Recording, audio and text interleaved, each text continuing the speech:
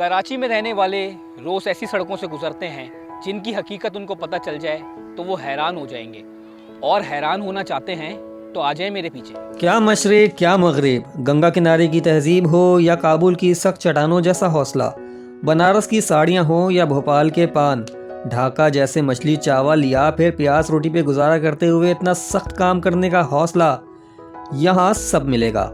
یہ کراچی ہے، 50 سے زائد تہذیبوں کا مظہر، ہر رنگ و نسل کا انسان اور ہر طرح کا کلچر۔ اگر دنیا میں کہیں کسی جگہ مل سکتا ہے تو وہ صرف کراچی ہے۔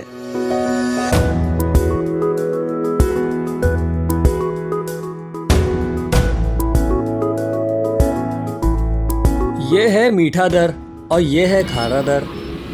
کیا دیکھا، صرف کپڑوں کی دکانیں ہے نا، لیکن مزے کی بات اس کے ناموں میں پوشیدہ ہے۔ ایک زمانے میں یہاں سخت اور طویل سفر کے بعد میٹھے اور کھارے پانی کا ملاپ ہوتا تھا۔ جی ہاں، پرانے کولاچی میں یہاں اسی مقام پر دریائے سندھ کا پانی طویل سفر کے بعد اپنی آخری منزل یعنی بحر عرب کے گہرے سمندر سے جا ملتا تھا، لیکن اس وقت یہاں رہنے والے مچھیروں کی بستی کی خاص بات ایک چار دیواری تھی، جیسے آپ آج کل مختلف ہاؤسنگ سوسائٹیز میں دیکھتے ہیں۔ اور اس زمانے میں بھی اس چار دیواری کے 2 دروازے تھے۔ ایک دروازہ جو مشرق یعنی ایسٹ کی جانب کھلتا تھا، وہاں سے دریائے سندھ کا دل فریب نظارہ دیکھا جا سکتا تھا، اسی لیے اس وقت سے اسی مقام یعنی مشرقی دروازے کے ساتھ کے علاقے کو میٹھا در کہا جانے لگا۔ اور ٹھیک ایسے ہی مغربی سمت یعنی ویسٹ کی جانب جو دروازہ کھلتا تھا، وہاں سے سمندر کا عظیم نظارہ ہوتا تھا، اسی لیے وہ در کھارا در کہلایا۔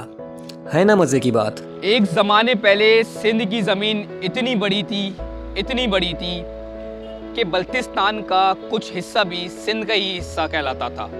جی ہاں، لیکن حیران ہونے والی دوسری بات کراچی کے علاقے ملیر کی ہے۔ الیگزینڈر کا نام تو سنا ہی ہوگا آپ نے، سکندر اعظم۔ اس کا ملیر سے کیا رشتہ ہے، آئیں چلے بتاتے ہیں۔ ہاں جی، وہی سکندر اعظم جو عظیم فتوحات کے بعد فارس کے قدیم شہر مشہد پہنچا تھا۔ فارس مطلب ایران، اور وہاں سے سندھ دھرتی آ گیا تھا۔ تو آئیں آپ کو ملیر کی اس شاندار تاریخ کا ایک جھنجھوڑ دینے والا قصہ سناتا ہوں۔ شاید آپ کو مذاق لگے، لیکن ہوا یہ تھا کہ یہاں اسی علاقے میں سکندر اعظم مچھروں کے کاٹنے سے بیمار پڑ گیا تھا، اور کچھ تاریخی کتابیں اس طرح سے بتاتی ہیں کہ اس وقت کی سب سے بڑی بیماری ملیریا نے سکندر اعظم جیسے عظیم فاتح کو اسی ملیر کی زمین پر گرا دیا تھا، اور وہ کئی روز تک خاک پر پڑا بیمار رہا، اور یوں اس زمین نے عظیم فاتح کو اپنی خاک چٹا دی، اور جب سے ہی اس علاقے کو ملیر کہا جانے لگا۔ ملیر، شاندار ملیر۔ اور آج کے بعد کبھی ملیر جائیں تو ذرا آب و ہوا میں خاص ٹھنڈک بھی محسوس کیجیے گا۔ اس کے پیچھے بھی ایک راز ہے۔ دراصل ملیر ہی وہ مقام تھا جہاں کئی صدیوں تک ندیوں کا پانی بہہ کر سمندر کی خوراک بنتا تھا، اور یہاں قریب میں مینگلوز کے جنگلات تھے، اور پھر زمین میں دریا کا میٹھا پانی اترتا گیا۔ یہی وجہ ہے کہ ملیر کی آب و ہوا نہایت شاندار اور اس کی زمین زرخیز ہے، اور آج بھی کراچی میں سپلائی ہونے والی سبزیوں میں ایک بڑی تعداد ملیر کی سبزیوں کی ہے، جبکہ پھلوں میں ملیر کا امرود بہت مشہور ہے۔ یہ میرے پیچھے نمائش کا علاقہ، اور نمائش کراچی کے مشہور علاقوں میں ہے۔ یہ علاقہ آج ہی مشہور نہیں ہے، بلکہ آج سے 250 سال پہلے بھی امیروں کا گڑھ تھا۔ چلیں اس کے بارے میں جانتے ہیں۔ نمائش کا تقریباً 200 سال پرانا نام سولجر بازار ہے، اور بعد میں یہ نمائش بھی کہلایا۔ دراصل یہاں پہلے نمائش کا انعقاد ہوتا تھا، لیکن پاکستان بننے کے بعد یہ ذمہ داری کراچی ہڈسن اسکوائر پہ قائم ایکسپو سینٹر نے نبھائی ہے۔ دراصل برطانوی فوج کے ساز و سامان کے لیے اسی سڑک پہ کئی دکانیں بنائی گئی تھیں، اس لیے اسے سولجر یعنی فوجیوں کا بازار کہا جانے لگا۔ لیکن دوسرے مزے کی بات یہ ہے کہ قیام پاکستان کے بعد اس زمین کو اور زیادہ اہمیت نصیب ہو گئی۔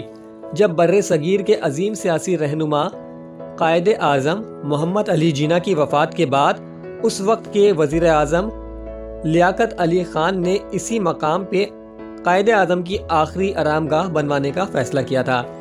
بعد میں 1970 میں یہاں 16 ایکڑ زمین خاص طور پہ مزار کے احاطے کے لیے مختص ہوئی اور یہ شاندار مزار تعمیر ہوا۔ نمائش چورنگی سے صدر جاتے ہوئے سیدھے ہاتھ کی گلیوں میں آپ کو آج بھی 200-150 سال پرانی کوٹھیوں کے آثار اور کچھ باقیات مل جائیں گے، جبکہ تقریباً 100-125 سال پرانی کچھ کوٹھیاں آج بھی اپنے عظیم جلال و وقار کے ساتھ موجود ہیں۔ یہ علاقہ آج بھی کراچی کا مہنگا ترین علاقہ ہے، لیکن حقیقت یہ ہے کہ یہ علاقہ آج سے 3 صدیوں، جی ہاں تقریباً 300 سال سے ہی مہنگا ترین علاقہ ہے۔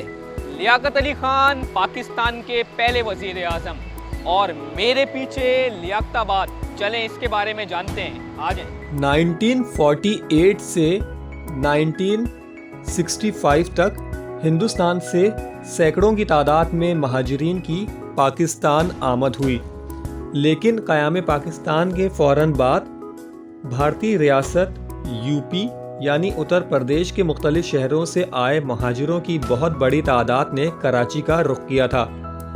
دراصل اس وقت کراچی ہی پاکستان کا دارالحکومت تھا، اور دوسری بڑی وجہ یہاں قائد اعظم اور ان کی ہمشیرہ فاطمہ جناح کا قیام تھا۔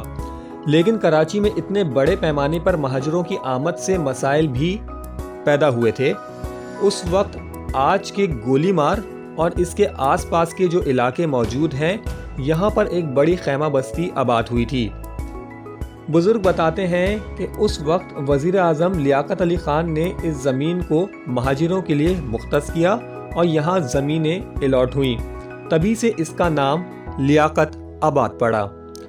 کچھ بزرگ بچوں کو کہانیاں سناتے ہوئے یہ کہانی بھی سناتے ہیں کہ یہاں اس وقت کھیت اور کھیتی باڑی ہوا کرتی تھی، اور یہاں لالو نام کا ایک بڑا زمیندار بھی رہتا تھا۔ شاید اسی لیے اس علاقے کا دوسرا نام لالو کھیت پڑ گیا۔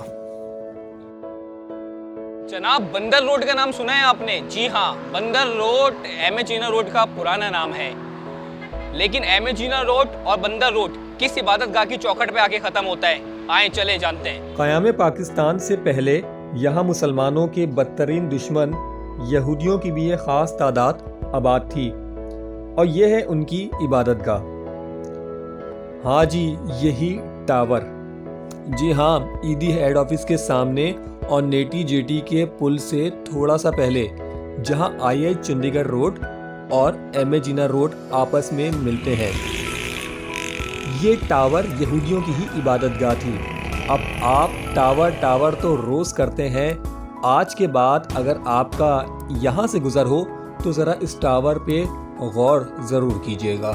کریم آباد کا تو نام سنا ہی ہوگا آپ نے، لیکن بات اسماعیلی کمیونٹی آغا خان تک محدود نہیں ہے، چلیے اس کی حقیقت جانتے ہیں۔ ہاں جی، عائشہ منزل سے کریم آباد تک شارع پاکستان کے ایک طرف آباد اسماعیلی، جنہیں آپ آغا خانی کہتے ہیں، کمیونٹی کے اس مرکز کو کریم آباد کہتے ہیں، لیکن اس کریم آباد سے منسلک دیگر 4 علاقے ایسے ہیں جن کی تاریخی حیثیت انتہائی دلچسپ ہے، یعنی صدیق آباد، علی آباد، حسین آباد اور عزیز آباد۔ چلے شروع کرتے ہیں صدیق آباد سے۔ دراصل جب اسماعیلی کمیونٹی نے یہاں اس علاقے میں فلیٹس کی تعمیرات شروع کی تو اس وقت بھارت سے آئے مہاجروں کی ایک خاص کمیونٹی باٹوا میمن نے بھی اسی علاقے میں بڑے پیمانے پہ زمینیں حاصل کر کے فلیٹس تعمیر کیے، اور یہاں اس وقت پہلی مسجد کا قیام ہوا جس کا نام مسجد صدیق تھا، اور یوں کریم آباد کٹ کر صدیق آباد کے ساتھ منسلک ہوا۔ اس کے بعد اسی صدیق آباد کا ایک اور ٹکڑا ہوا جو بعد میں حسین آباد کہلایا، لیکن اس سے متصل علی آباد اور حسین آباد میں دلچسپ فرق ہے۔ دراصل یہ علی آباد کسی مسجد کے نام پر نہیں، بلکہ یہاں آغا خان کمیونٹیوں کی ایک آبادی جس کے 2 دروازے ہیں، ایک کا نام پور بندر اور دوسرے کا نام علی آباد، یعنی علی آباد ایک عمارت کے نام سے मशहूर इलाका है। जनाब, कराची इतना दिलचस्प है कि हैरानी के समंदर में टहलते रहें और टहलते रहें। जी हाँ, इस वक्त मैं खड़ा हूँ आयशा मंजिल। आए आपको दिखाता हूँ। अरे जनाब, जगह नहीं बल्कि एक इमारत दिखाता हूँ। ये शारा पाकिस्तान पर आयशा मंजिल है, लेकिन रुकें, ये फ्लैट यानी ये मंजिल यानी इस इमारत का नाम आयशा मंजिल नहीं है। दरअसल आयशा मंजिल नामी इमारत तो इससे दूर 3 गलियों के फासले पर बैंक हबीब के ऊपर वाली इस बिल्डिंग का नाम है, जिसके नीचे मशहूर पायनियर कबाब और पायनियर पान शॉप मौजूद है। जबकि मेन सड़क पर जो इमारत है इसका नाम शाने अली है। जी हाँ, मशहूर धमतल होटल वाली इमारत का असल नाम शाने अली बिल्डिंग है, लेकिन ये इलाका आयशा मंजिल के नाम से ही मशहूर हुआ। और हाँ, एक और हैरत अंगेज बात आपको बता दूं, इसी चौरंगी पर एक कब्र भी मौजूद है, और वो कब्र है क़याम पाकिस्तान के लिए जदोजहद करने वाले कायदे आज़म मोहम्मद अली जिन्ना के अजीम साथी और मुस्लिम लीग के सियासी रहनुमा जनाब चारचूई साहब की। और एक तरफ जो दीवार इमाम बारगाह IRC यानी इस्लामिक रिसर्च सेंटर की है, इसी दीवार की अहाते में ये कब्र मौजूद है। और इसके ठीक दूसरी तरफ भी एक प्लॉट इंतहाई अहमियत का हामिल है, और ये प्लॉट पाकिस्तान तहरीक के एक और अजीम कारकुन जनाब हकीम सईद से मुंसलिक है, जहां आज भी हकीम सईद फाउंडेशन कायम है।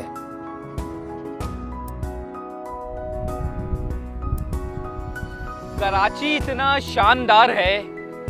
शानदार है कि आप इसके इलाकों को लीजिए और इसको सर्च कीजिए तो आप हैरानी में पड़ जाएंगे और परेशान हो जाएंगे। शुरू में कहा था ना, क्या मगरिब क्या मशरिक, कराची है हर तहजीब का गढ़। जी हाँ, अभी तो मैंने कौमों पर बात ही नहीं करी। इस डॉक्यूमेंट्री का अगला एपिसोड लाजमी देखिएगा। इस वीडियो को लाइक कीजिए, शेयर कीजिए और हाँ, इस चैनल को सब्सक्राइब कीजिए। शुक्रिया।